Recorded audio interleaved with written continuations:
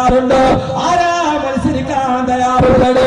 കഴിഞ്ഞ തെരഞ്ഞെടുപ്പ് നടന്നപ്പോ കൂട്ടം ഫ്ലെക്സ് ബോർഡുകൾ ഒരുക്കി വെച്ചിട്ട് ആരുണ്ടടാ ഇന്ത്യയുടെ സിംഹത്തോട് മത്സരിക്കാൻ തയ്യാറുള്ളതെന്ന് സാക്ഷാൽ തങ്ങളുടെ പ്രിയപ്പെട്ട നേതാവിന്റെ ഫോട്ടോ വരച്ച് വെച്ചിട്ട് വലതുപക്ഷത്ത് താമരയും ഇടതുപക്ഷത്ത് വടിവാളുമായി നേതാവിന്റെ ഫോട്ടോ പൊക്കി വെച്ചിട്ട് ആരുണ്ടടാ മത്സരിക്കാൻ തയ്യാറുണ്ടോ എന്ന് ചോദിച്ചപ്പോ ആ ചോദ്യത്തിന് മറുപടിയായി ഇന്ത്യ രാജ്യത്തിന്റെ പാർലമെന്റ് മന്ദിരത്തിന്റെ ഉള്ളിലോട്ട് കടന്നു തന്നിട്ട് ഒരു കുട്ടികൾ മരിച്ചിട്ടില്ലടോ.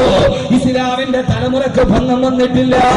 ഇന്ത്യ രാജ്യത്തിന്റെ പാർലമെന്റ് മന്ദിരത്തിൽ 270 സീറ്റുകൾ നേടിയിട്ട് ഒരൊറ്റ പാർട്ടി കേവല ഭൂരിപക്ഷത്തിന് ഭരിച്ചുകൊണ്ടിരിക്കുമ്പോ പ്രതിപക്ഷ സ്ഥാനത്ത് പോലും ഒരാൾ അവരോധിക്കാനില്ലാതെ ഒറ്റക്ക് ഭരിക്കുന്ന പാർട്ടിയുടെ നേതാവിന് നേരെ ചൂണ്ടിയിട്ട് പാർലമെന്റ് മന്ദിരത്തിന്റെ അകത്തളത്തിൽ ഏർക്കെടുത്തിട്ട് നിങ്ങൾ ചുട്ടുകൊന്ന ഇഹ്സാൻ ജാഫ്രിയുടെ മകനായി, നിങ്ങളെ തകർത്തുകൊന്ന നുസ്രത്ത് ജഹാന്റെ സഹോദരനായി, ഗുജറാത്തിലെ നിങ്ങൾ കൊന്നൊടുക്കിയ 10,000-കണക്കിന് കുട്ടികളുടെ പിതാവായിട്ടാണ് ഞാൻ ഇവിടേക്ക് കടന്നു വന്നതെന്ന് തെലങ്കാനയുടെ അസദുദ്ദീൻ ഉവൈസിക്ക് പറയാൻ കഴിഞ്ഞെങ്കിൽ അസദുദ്ദീൻ ഉവൈസി അല്ലാഹു ദീർഘായുസ്സ് കൊടുക്കട്ടെ, ഞാൻ ഇസ്രത്ത് ജഹാന്റെ സഹോദരനായി, ഞാൻ ഇഹ്സാൻ ജാഫ്രിയുടെ മകനായിട്ടാണ് ഇവിടെ എത്തിയതെന്ന് പറയാൻ ആരാണ് ചെങ്കുറപ്പുള്ളതെന്ന് ചോദിക്കുമ്പോ അല്ല പറയുകയാണ് വമൻ അഹ്സനു ഖൗലൻ വമിമ്മൻ ദഅ ഇലല്ലാഹ്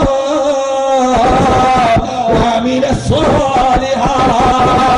യഥാർത്ഥത്തിലെ നന്മയുടെ മത്സരമില്ല. നിങ്ങളുടെ അനാഥ കുട്ടികളെ മുഴുവനും കൊന്നൊടുക്കപ്പെടുമ്പോ, നിങ്ങളുടെ സഹോദരങ്ങളെ മാനഭംഗം ചെയ്യപ്പെടുമ്പോ, നിങ്ങളുടെ വൃദ്ധന്മാരുടെ കൈകാലുകൾ വെട്ടിയെറിയപ്പെടുമ്പോ, നിങ്ങളുടെ നിലനിൽപ്പ് ചോദ്യം ചെയ്യപ്പെടുമ്പോ, റോഡിലൂടെ നടന്നു പോകുന്ന നിങ്ങളുടെ പ്രിയപ്പെട്ട സഹോദരിയെ മലത്തിൽപ്പെടുത്തി മാനഭംഗം ചെയ്യുമ്പോ, ഒരു മുസ്ലിമാണെന്ന് പറയാൻ നിങ്ങൾക്ക് കടിയാട് വരുമ്പോ ആ സമയത്ത് അവരുടെ നേരെ നെഞ്ചിലുണ്ട് ഇന്നനീ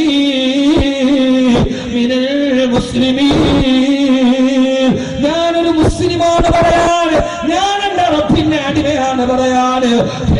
രാവിലെ കൊട്ടാരത്തിന്റെ മുമ്പിലോട്ട് കിടന്നു തന്നിട്ട് അവന്റെ നേരെ വിരൽ ചൂണ്ടിയിട്ട് ഞാനാരെന്നറിയോ, അന ഖാദിമു റസൂലില്ലാഹ്, ഞാൻ ഹബീബ